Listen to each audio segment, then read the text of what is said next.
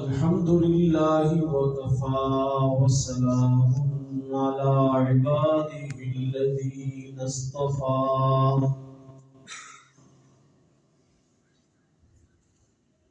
وعلى آله وأصحابه الأتقياء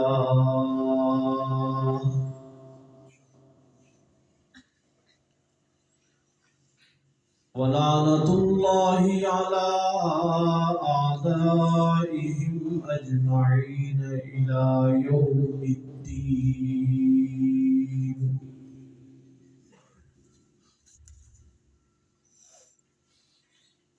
أما بعد فأعوذ بالله من الشيطان الرجيم. بسم الله الرحمن الرحيم.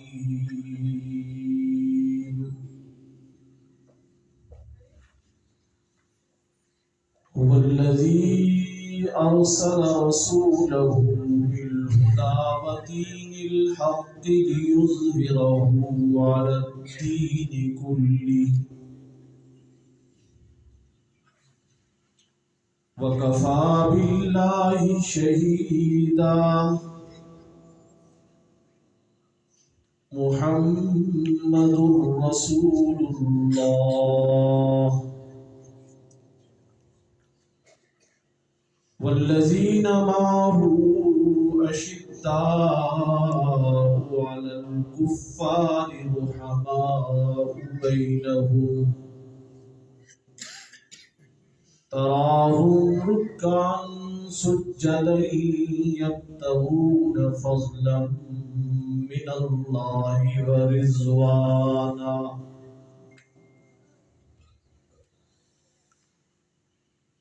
وقال النبي صلى الله تعالى عليه وسلم: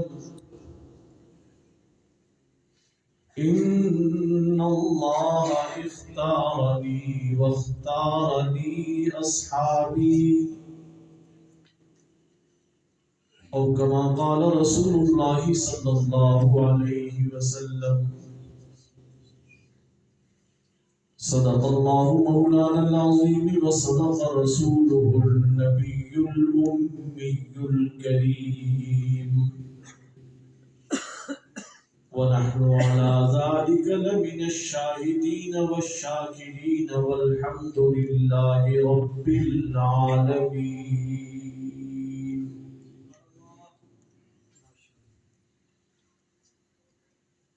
وہ آئے جن کے آنے کی زمانے کو ضرورت تھی،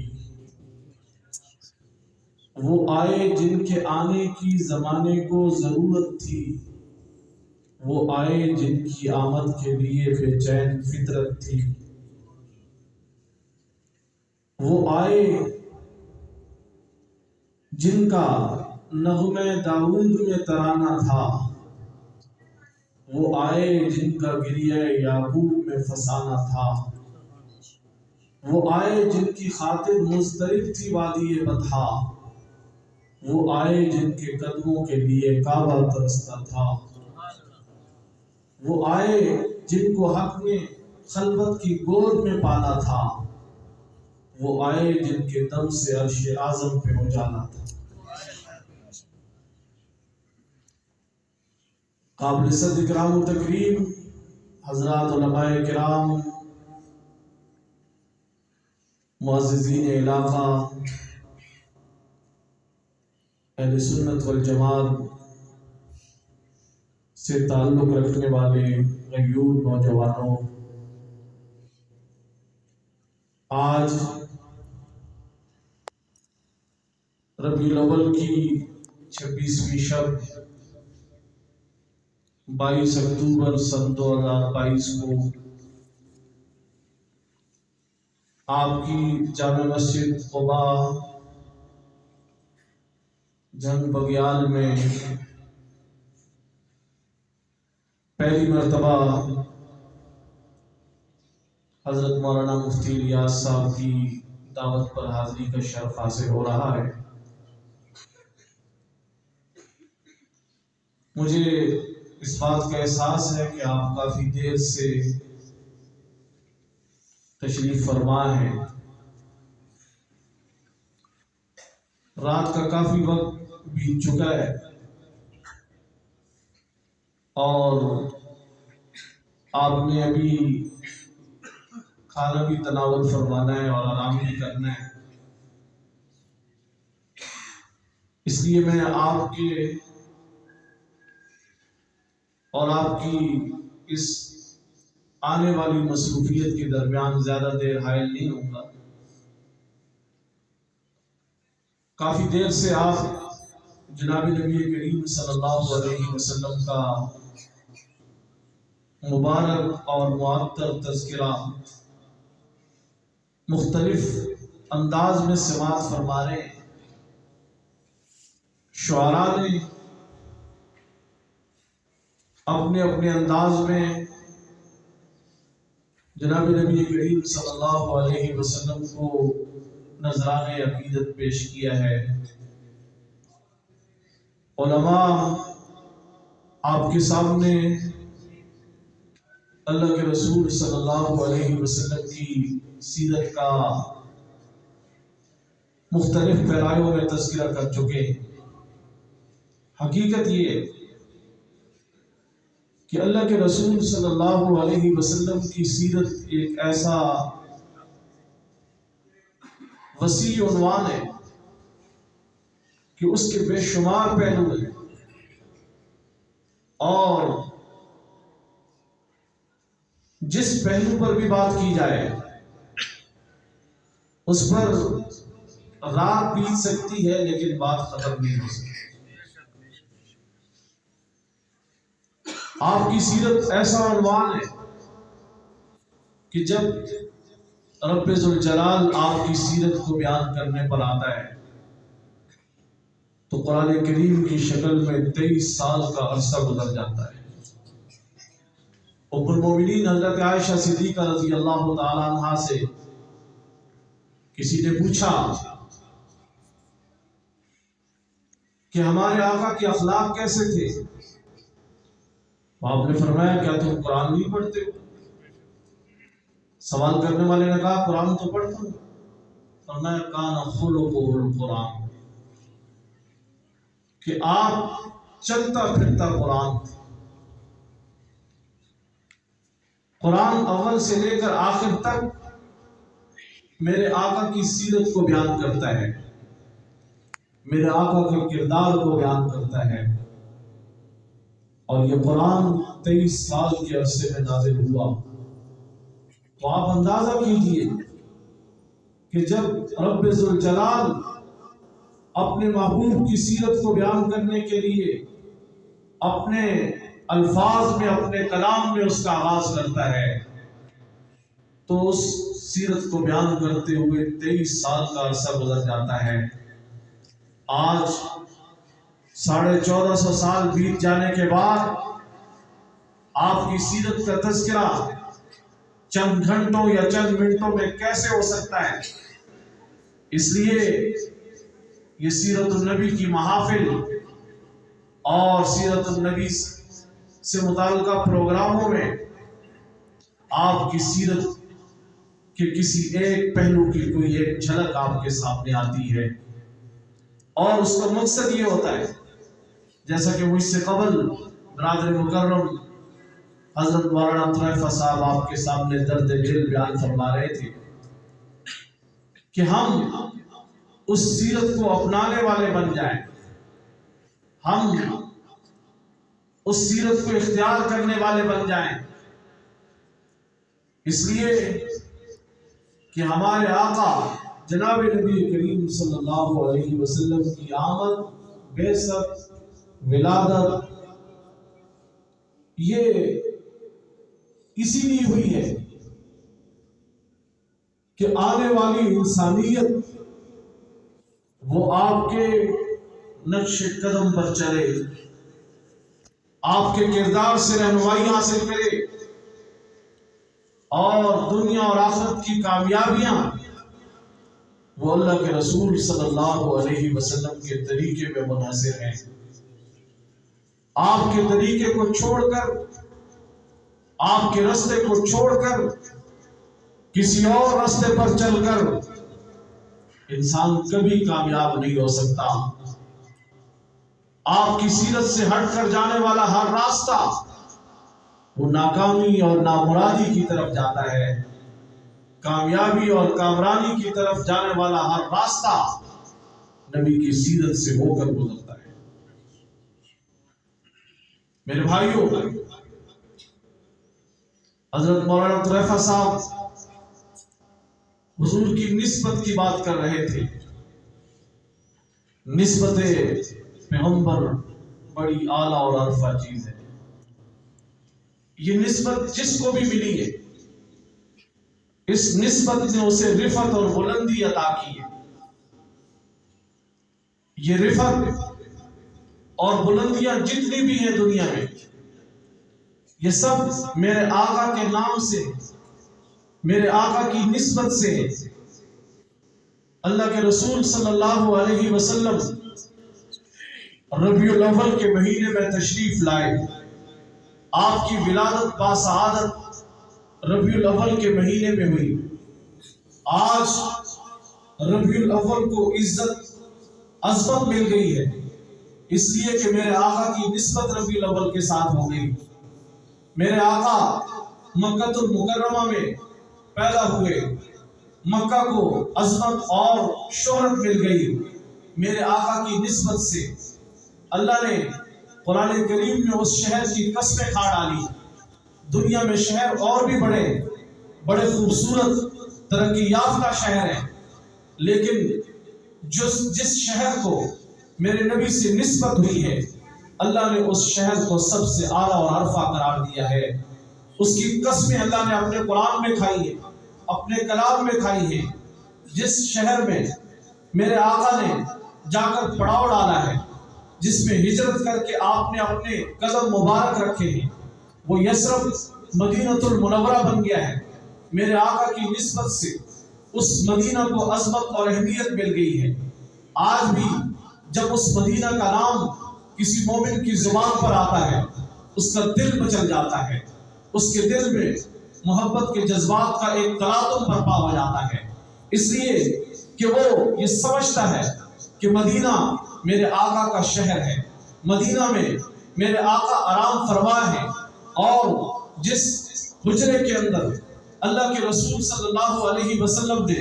جس حجرے کو اپنا مسکن بنایا ہے کہ دنیا سے تشریف لے جانے کے بعد جس حجرے میں آپ آرام فرما ہو گئے، حجرے تو مسجد نبی کے ارد گرد اور بھی تھے۔ قرآن نے کہا ان الذین ینادونک من وراء الحجرات، کئی سارے حجرے تھے، ازواج مطہرات کے حجرے تھے، لیکن آج اس حجرے کو عظمت اور اہمیت ملی ہے کہ جس میں میرے آقا آرام فرما ہے، وہی روضہ رسول کہلایا ہے، وہی ٹکڑا وہی جنت سے اعلیٰ قرار پایا ہے، وہی ٹکڑا عرش معلیٰ سے اعلیٰ قرار پایا ہے، اس لیے کہ اس کے ساتھ نسبت میرے آقا کی ہو گئی ہے۔ یہ نسبت شہر کی ہو جائے، شہر اعلیٰ بن جاتا ہے۔ یہ نسبت حجرے کی ہو جائے، حجرہ اعلیٰ بن جاتا ہے۔ یہ نسبت میرے آقا سے جوتی کو حاصل ہو جائے، وہ نالین اعلیٰ بن جاتے ہیں۔ یہ نسبت اگر میرے آقا کے سر پر آنے والی چادر کو حاصل ہو جائے، وہ کملی اعلیٰ بن جاتی ہے۔ قرآن اس چادر کی قسمیں کھاتا ہے، قرآن اس چادر کا تذکرہ کرتا ہے۔ تو میرے نبی کے ساتھ جو لوگ وابستہ ہوئے، میرے نبی کے دامن نبوت کے ساتھ جن لوگوں نے اپنے آپ کو سب سے پہلے جوڑ دیا ہے، جنہوں نے سب سے پہلے نبی کا کلمہ پڑھا ہے، جنہوں نے سب سے پہلے نبی کے مشن کو سمجھا ہے، جنہوں نے سب سے پہلے نبی کے مشن پر لبیک کہا ہے، جو نبی کے مشن کو صرف اپنانے والے نہیں بنے بلکہ نبی کے مشن کو پھیلانے والے بن گئے، یہ وہ جماعت ہے کہ جو میرے آقا کے دامن کے ساتھ وابستہ ہوئی ہے۔ اس جماعت کی پہلی اکائی ابو بکر ہے، ابو بکر سے یہ شروع ہوتی ہے، ابو بکر عمر عثمان علی سے ہوتے ہوئے، ابو ذر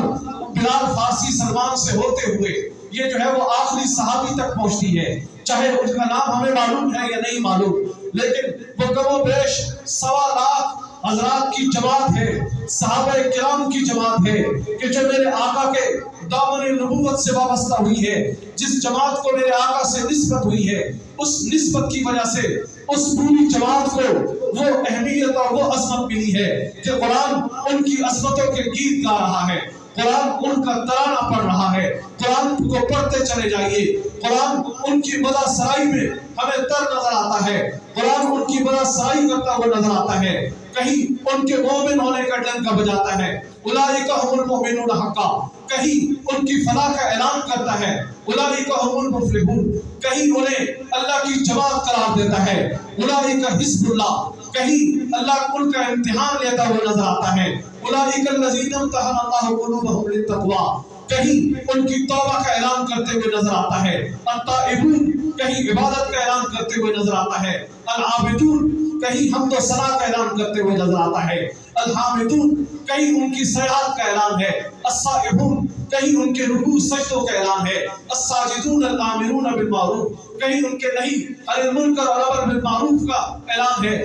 قرآن ان کی بڑا سرائی کرتا ہوا نظر آتا ہے، یہاں تک کہ اللہ ان سے اپنی رضامندی کا اعلان کرتے ہوئے نظر آتا ہے، رضی اللہ عنہم ورضوا عنہ، اللہ ان سے راضی ہو چکا ہے، وہ اللہ سے راضی ہو چکے ہیں۔ انہیں یہ مقام کیوں ملا ہے، انہیں یہ مرتبہ کیوں ملا ہے؟ اس لیے کہ ان کی نسبت میرے آقا سے ہے، وہ میرے آقا کے دامن سے وابستہ ہوئے، انہوں نے میرے آقا کے مشن کو اپنایا۔ آج اس مشن کی بات آج 14 صدیاں گزرنے کے بعد بھی ہو رہی ہے، وہ مشن آج اگر مجھ تک اور آپ تک پہنچا ہے کہ جس مشن کا اعلان قرآن نے کیا تھا، وَالَّذِي أَرْسَلَ رَسُولَهُ بِالْهُدَىٰ وَدِينِ الْحَقِّ لِيُظْهِرَهُ عَلَى الدِّينِ كُلِّهِ، کہ اللہ کے رسول دنیا کے اندر ہدایت کا پیغام لے کر آئے، دین حق کا پیغام لے کر آئے، تمام ادیان باطلہ پر دین حق کو غالب کرنے کے لیے آئے، اسلام کے غلبے کے لیے آپ دنیا میں تشریف لائے۔ یہی آپ کی آمد کا مقصد تھا، یہی آپ کا مشن تھا، یہی جو ہے وہ آپ کا کاز اور نظریہ تھا۔ صحابہ کرام نے اسی مشن، کاز اور نظریے کو آپ سے سیکھا بھی ہے، سمجھا بھی ہے، سیکھنے سمجھنے کے بعد انہوں نے دنیا تک پہنچایا بھی ہے۔ آج 14 صدیاں بیت جانے کے بعد آج اگر مجھ تک اور آپ تک یہ دین پہنچا ہے، محفوظ شکل میں پہنچا ہے، اگر نبی کا فرمان ہم تک محفوظ شکل میں پہنچا ہے، اگر اللہ کا کلام ہم تک محفوظ شکل میں پہنچا ہے، اگر عبادت کا طریقہ نماز کی شکل میں ہو، روزے کی شکل میں ہو، زکوٰۃ کی شکل میں ہو، حج کی شکل میں ہو، صدقہ خیرات کی شکل میں ہو، اگر دین کا کوئی بھی مسئلہ آج ہم تک من و عن پہنچا ہے تو وہ اسی جماعت کے طفیل پہنچا ہے، اسی جماعت کے صدقے پہنچا ہے۔ یہ جماعت اگر نہ ہوتی آج مجھ تک اور آپ تک یہ دین نہ پہنچ سکتا۔ یہ جماعت نبی کے مشن کی محافظ ہے، یہ جماعت نبی کے نظریے کی محافظ ہے، یہ جماعت نبی کے کاز کی محافظ ہے، اور دشمن یہ چاہتا ہے کہ وہ ہم سے نبی کا یہ طریقہ چھین لے، نبی کا مشن ہم سے چھین لے، کہ اسے معلوم ہے کہ جب تک پیغمبر کا مشن باقی ہے، جب تک پیغمبر کے نام لیوا باقی ہے، جب تک پیغمبر سے تعلق رکھنے والے، نسبت رکھنے والے باقی ہیں، اس وقت تک نبی کا کاز بھی باقی رہے گا، مشن بھی باقی رہے گا، نظریہ بھی باقی رہے گا۔ اگر اس نظریے کو چھینا جا سکتا ہے، اگر اس کاز سے ان کو ہٹایا جا سکتا ہے، اگر اس مشن سے انہیں دور کیا جا سکتا ہے، تو اس کا ایک ہی راستہ ہے کہ وہ مشن پہنچانے والے، وہ کاز اور نظریہ امت کو سمجھانے والے جو افراد ہیں انہیں مشکوک بنا دیا جائے، انہیں داغدار کر دیا جائے، ان کا کردار مسخ کر دیا جائے، انہیں تاریخی شخصیات بنا کر تاریخ کے جھروکوں میں انہیں سمجھنے کی کوشش کی جائے، اور پھر تاریخ کے نام پر ان کے اوپر الزامات لگائے جائیں، ان پر طعن و تشریح کا بازار گرم کر دیا جائے، ان کی آپس میں لڑائیاں اور دشمنیاں ثابت کی جائیں، لوگوں کو ان سے متنفر کر دیا جائے، اس لیے کہ جب اس جماعت سے لوگوں کا اعتماد اٹھ جائے گا تو پھر نہ لوگوں کے پاس نبی کا فرمان بچے گا، نہ اللہ کا کلام بچے گا، نہ ان کے پاس دین کا کوئی مسئلہ بچے گا۔ اس لیے دشمن اس طرح دور میں لگا ہوا ہے۔ ہم نے جہاں پر نبی کی عزت اور ناموس کا تحفظ کرنا ہے، ہم نے جہاں پر نبی کے مشن کاز اور نظریے کا تحفظ کرنا ہے، وہاں اس جماعت کا بھی تحفظ کرنا ہے، نبی کے ان نام لیواؤں کا بھی تحفظ کرنا ہے۔ ان لوگوں نے کہ جنہوں نے نبی کے لیے اپنا سب کچھ قربان کر دیا، انہوں نے جب وہ دامن نبوت کے ساتھ وابستہ ہوئے، انہوں نے پیچھے مڑ کر نہیں دیکھا، انہوں نے جائیدادیں نہیں دیکھی، انہوں نے اپنے دربار کو نہیں دیکھا، انہوں نے اپنے کاروبار کو نہیں دیکھا، انہیں ابلتے ہوئے کڑاہوں میں کودنا پڑا، وہ کود گئے، انہیں تپتے ہوئے صحاب میں لیٹنا پڑا، وہ لیٹ گئے، انہیں میدان میں گردنیں کٹوانا پڑی، انہوں نے گردنیں کٹوا دی، انہیں پھانسی کے پھندوں پر چڑھنا پڑا، وہ خوشی سے پھانسی کے پھندوں پر چڑھ گئے، انہیں اپنی جان کے ٹکڑے کروانے پڑے، انہوں نے اپنی جان کے ٹکڑے کروا دیے، لیکن نبی کا ساتھ نہیں چھوڑا، نبی کے فرمان کو نہیں چھوڑا، نبی کے کاز اور مشن کو نہیں چھوڑا، اور امت تک وہ کاز اور مشن پہنچایا ہے۔ آج ہم بھی اسی جماعت کے غلام ہیں، ہم اسی جماعت کا تحفظ کرنا چاہتے ہیں، اس لیے کہ اس جماعت کا تحفظ یہ نبی کا تحفظ ہے، اس جماعت کا تحفظ نبی کی شریعت کا تحفظ ہے، اس جماعت کا تحفظ یہ نبی کے مشن کا تحفظ ہے، اس جماعت کا تحفظ پوری شریعت کا تحفظ ہے، نماز کا تحفظ ہے، صحابہ کا تحفظ قرآن کا تحفظ ہے، صحابہ کا تحفظ وہ نبی کے فرمان کا تحفظ ہے، صحابہ کا تحفظ وہ اللہ کے کلام کا تحفظ ہے، نبی کے صحابہ کے ساتھ محبت اور عقیدت رکھنا یہ اس بنیاد پر ہے کہ ہمیں نبی کے ساتھ محبت ہے۔ اگر ہمیں نبی کے جوتوں کے اندر، نبی کے پاؤں میں آنے والے جوتے سے اس لیے محبت ہے کہ اس کی نسبت میرے نبی سے ہو گئی ہے، ہم اسے سینے پر لگانا فخر سمجھتے ہیں، تو پھر ہمیں ابو بکر و عمر سے محبت کیوں نہ ہو، ہمیں عثمان و علی سے محبت کیوں نہ ہو، ہمیں بلال و سلمان سے محبت کیوں نہ ہو، ہمیں خبیب و ابو ذر سے محبت کیوں نہ ہو، کہ جنہوں نے سب کچھ نبی کے لیے قربان کر دیا تھا، جو نبی کے ساتھ وابستہ ہوئے اور ایسے وابستہ ہوئے کہ پھر انہوں نے پیچھے مڑ کر نہیں دیکھا، انہوں نے دنیا کی تکلیفوں کو نہیں دیکھا، انہوں نے دنیا کی پریشانیوں کو نہیں دیکھا، ہر موقع پر وہ نبی کے ساتھ نظر آتے ہیں، ہمیں چاہے غار میں بھی نبی کے ساتھ نظر آتے ہیں، ہمیں میدان میں بھی نبی کے ساتھ نظر آتے ہیں، مسجد میں بھی نبی کے ساتھ نظر آتے ہیں، صفہ کے چبوترے پر بھی نبی کے ساتھ نظر آتے ہیں، یہاں تک کہ ابو بکر و عمر بازار میں بھی آپ کے ساتھ نظر آتے ہیں،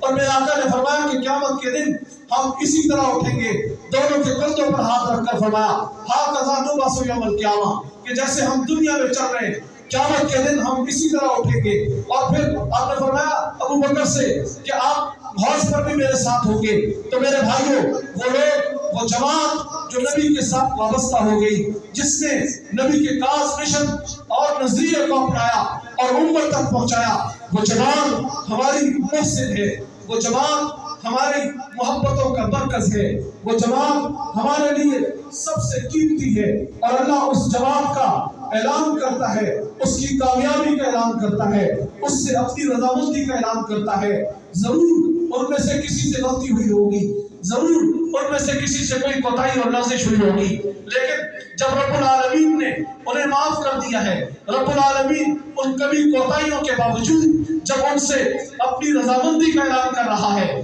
تو اگر آج 14 صدیوں بعد کوئی چوڑا چمار اٹھ کر کہے کہ اس نے فلاں موقع پر یہ غلطی کی تھی، اس سے فلاں موقع پر یہ جرم ہوا تھا، اور پھر اس پر طعن و تشریح کا بازار گرم کرے، تو آپ بتاؤ کہ مجھے رب العالمین کے فرمان کو سامنے رکھنا چاہیے یا مجھے تاریخ کو سامنے رکھنا چاہیے؟ قرآن تو کہتا ہے اشداء علی الکفار رحماء بینہم، کہ وہ کافروں پر بڑے سخت تھے، آپس میں بڑے رحم دل تھے۔ اگر آج کوئی تاریخی حوالے سے مجھے کہے کہ نہیں وہ تو آپس میں لڑتے تھے، ان کی تو آپس میں دشمنیاں تھی، ان کی تو آپس میں عداوتیں تھی، وہ آپس میں ایک دوسرے کے خلاف تلوار لے کر میدان میں آئے تھے، انہوں نے ایک دوسرے کو مارا تھا، ایک دوسرے کو قتل کیا تھا، تو مجھے قرآن کی بات ماننی چاہیے یا تاریخ کی بات ماننی چاہیے؟ صحابہ کرام قرآنی شخصیات ہیں، تاریخی شخصیات نہیں ہیں، انہیں تاریخ کے ترازو میں مت تولو، انہیں قرآن کے پلڑے میں تولو۔ قرآن کسوٹی ہے، قرآن معیار ہے، قرآن نے ان کا مقام اور مرتبہ بتایا ہے۔ میرے بھائیوں، یہ سیرت صرف پیغمبر کی سیرت اور کردار کلام نہیں ہے، بلکہ سیرت اور کردار کو محفوظ کرنے والی اس جماعت کا تذکرہ، یہ بھی سیرت کا تذکرہ ہے، اس لیے کہ سیرت اس جماعت کے بغیر نہ ہم تک پہنچ سکتی ہے، نہ ہم سیرت کو اپنا سکتے ہیں، نہ ہم سیرت پر چل سکتے ہیں۔ میرے بھائیوں، میرے آقا کی سیرت اور آقا کی تعریف دنیا میں کون سا کافر ہے جس نے نہیں کی ہے؟ میرے آقا کی ولادت کی خوشی دنیا میں کس کو نہیں ہے؟ لیکن بات ولادت پر خوشی کی نہیں ہے، بات نبی کے کاز مشن اور نظریے کو اپنانے کی ہے۔ کہ جب آپ کی آمد ہوئی، آپ کی آمد پر خوشیاں منانے والے بہت تھے، اور جب بچہ پیدا ہوتا ہے تو خوشی سب سے پہلے گھر والوں کو ہوا کرتی ہے، خاندان والوں کو ہوا کرتی ہے، وہ خوشی فطری ہے۔ لیکن جب وہ بڑا ہو کر کوئی کارنامہ سے انجام دیتا ہے اور پھر اس کے کارنامے پر جن لوگوں کو کوئی خوشی ہوتی ہے، وہ حقیقت میں اس کی کمال اور اس کی محبت کا اعتراف ہوتا ہے۔ میرے بھائیوں، میرے آقا نے 40 سال کے بعد اعلان نبوت فرمایا۔ آپ نے اپنا کردار لوگوں کے سامنے پیش کیا۔ وہ لوگ جو ولادت پر خوشیاں منا رہے تھے، جنہوں نے ولادت کی خبر سن کر اپنی باندی کو آزاد کر دیا تھا، وہ بھی سامنے تھے۔ لیکن جب میرے آقا نے اپنے مشن، کاز اور نظریے کی بات کی، اللہ کی توحید کا اعلان کیا، تو سب سے پہلے مخالفت کرنے والے بھی وہی تھے۔ جنہوں نے ولادت پر خوشی منائی تھی، سب سے پہلے پتھر اٹھانے والے بھی وہی تھے۔ اس لیے جشن منا لینا، ولادت پر خوشی منا لینا، یہ حضور سے محبت نہیں ہے۔ یہ محبت تو مکہ کے مشرکوں کو بھی تھی۔ جشن تو انہوں نے بھی منایا تھا، انہوں نے بھی خوشی کا اظہار کیا تھا، لیکن جب مشن کی بات آئی وہ مخالف ہو گئے۔ مشن کو اپنانے والے کون تھے؟ ابو بکر، عمر، عثمان و علی، اور وہ لوگ کہ جو آپ کے دامن نبوت کے ساتھ ابتدا میں وابستہ ہوئے۔ 13 سال تک مکہ میں انہوں نے بڑی مصیبتیں جھیلی، لیکن انہوں نے حضور کا ساتھ نہیں چھوڑا۔ ہجرت کا حکم آیا، مکہ میں اپنا سب کچھ چھوڑ چھاڑ کر مدینہ منورہ آپ کے ساتھ چلے گئے۔ یہ سچے عاشق تھے۔ یہی عشق ہمیں ان سے ورثے میں ملا ہے، اور یہی عشق کا تقاضا ہے کہ جب نبی کی کردار اور نبی کی سیرت کی بات آئے، انسان اپنے جذبات کو، اپنے مال کو، اپنے اولادوں کو، اپنے والدین کو، سب کو بھول جائے اور نبی کے عشق میں اپنی جان دے دے۔ یہی عشق کا تقاضا ہے۔ میرے بھائیوں، یہ سیرت کی محافل، یہ پروگرام، یہ اسی لیے منعقد ہوتے ہیں کہ ہمارے دل میں ہمارے آقا صلی اللہ علیہ وسلم کی محبت وہ مزید پختہ ہو، اور دشمن جو ہم سے محبت رسول چھیننا چاہتا ہے اس کا یہ حربہ ناکام ہو۔ جیسے کہ ابھی مولانا تذکرہ فرما رہے تھے کہ دشمن کی کوشش، اس نے ریسرچ کی ہے، اس پر تحقیق کی ہے کہ جب تک مسلمانوں کے دل میں نبی کی محبت باقی ہے، انہیں نبی کے مشن، کاز اور نظریے سے نہیں ہٹایا جا سکتا۔ اسی محبت کو تازہ کرنے کے لیے یہ محافل، یہ پروگرام منعقد ہوتے ہیں، اور مختلف انداز میں لوگوں نے رسول اللہ صلی اللہ علیہ وسلم کی شان میں نذرانہ عقیدت پیش کیا۔ ہر ایک کا اپنا اپنا انداز ہے۔ مولانا ظفر علی خان مرحوم نے فرمایا، دیار یثرب میں گھومتا ہوں، نبی کی دہلیز چومتا ہوں۔